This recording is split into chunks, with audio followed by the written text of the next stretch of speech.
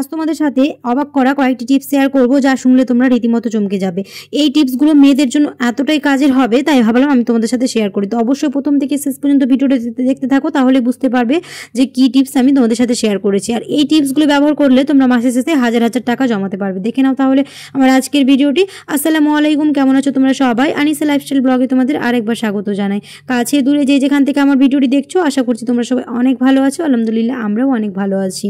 প্রথম যে টিপসটি তোমাদের সাথে শেয়ার করছি, দাম দিয়ে আর কোনো রকম এই পরিষ্কার করা ব্রাশগুলো কিনতে হবে না। বাড়িতেই আমরা খুব সহজে এই ব্রাশ দিয়েই জানালা, দরজা, সব কিছুর কর্নারগুলো খুব সুন্দরভাবে পরিষ্কার করে নিতে পারবো। তার জন্য লাগবে আমাদের হচ্ছে একটা ব্রাশ। ফেলে দেওয়া ব্রাশ তো আমাদের বাড়িতে প্রায় থাকে। ওই ব্রাশটাকে একটা চাকু দিয়ে আগুনে এরকম পুড়িয়ে নিতে হবে, আর তারপর ওই ব্রাশের মাঝখানটা কেটে এরকম করে জোড়া লাগিয়ে দিলেই আমরা খুব সুন্দরভাবে যে কোনো দরজা, জানালার কর্নার বলো, বেডের কর্নার খুব ইজিলি ক্লিন করে নিতে পারবো। খুব সুন্দরভাবে ক্লিন হয়ে যাবে, তোমাদের দেখিয়ে দিচ্ছি।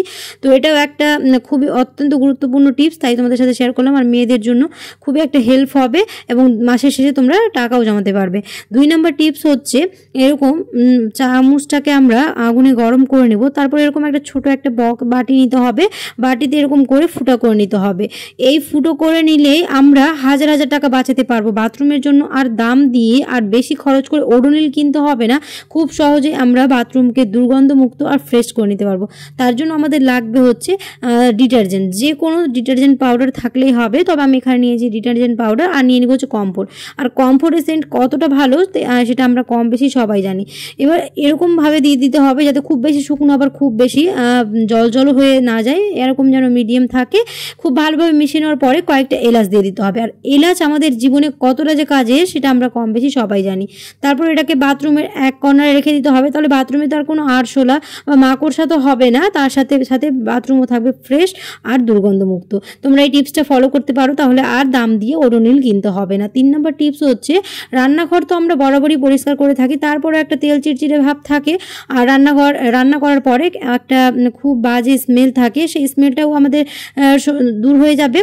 আর তার সাথে সাথে আমাদের রান্নাঘরও ঝকঝকে থাকবে। তার জন্য আমাদের এরকম একটা বোতল নিতে হবে। বোতলের মুখটাকে এরকম ছিদ্র করে নিতে হবে। তারপর একটা মিক্সিং বোলের মধ্যে দিয়ে দিব হচ্ছে জল, আর দিয়ে দিব হচ্ছে পাতিলেবুর রস। আর পাতিলেবু আমাদের কতটা কাজে লাগে সেটা আমরা কম বেশি সবাই জানি। আর দিয়ে দিব হচ্ছে শ্যাম্পু। তোমরা এখানে যে কোনো ধরনের শ্যাম্পু নিয়ে নিতে পারো। আর দিয়ে দিব হচ্ছে ডেটল। ডেটল আমাদের কতটা কাজে সেটাও আমরা কম বেশি সবাই জানি। ডেটল দিলে রান্নাঘরটা তো ঝকঝকে থাকবে, তার সাথে একটা খুব ভালো স্মেল থাকবে। যেহেতু রান্না করার পরে একটা বাজে স্মেল থাকে, ওই স্মেল চলে যাবে আর খুব সুন্দরভাবে আমাদের রান্নাটা ঝকঝকে তকতকে হয়ে যাবে।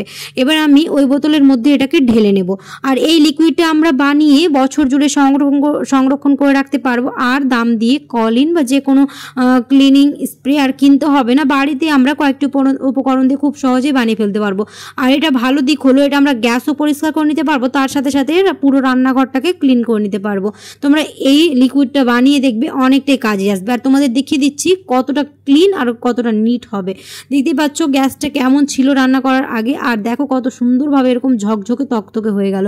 এই টিপসটা মেয়েদের জন্য খুবই একটা হেল্পফুল টিপস, তাই তোমাদের সাথে শেয়ার করেছি। আশা করছি আমার আজকের টিপস ভিডিও তোমাদের ভালো লেগেছে। যদি ভালো লেগে থাকে তাহলে অবশ্যই একটা লাইক করে দিও আর কমেন্ট জানাতে ভুলো না। আর যারা এখনও আমার চ্যানেলকে সাবস্ক্রাইব করেনি অবশ্যই সাবস্ক্রাইব করে দিও, আর পাশে থাকা বেল আইকনটাকে প্রেস করতে ভুলো না, যাতে সময় মতো আমার এই টিপস ভিডিওগুলো তোমাদের কাছে চলে যায় আর তোমাদের অনেকটাই কাজে আসে। নিত্য নতুন টিপস পেতে হলে অবশ্যই আমাকে ফলো করে রেখো, তাহলে আমার চ্যানেলে অনেক নতুন নতুন টিপস হবে এবং কিছু কিছু ব্লগিং ভিডিও তোমাদের সাথে শেয়ার করব।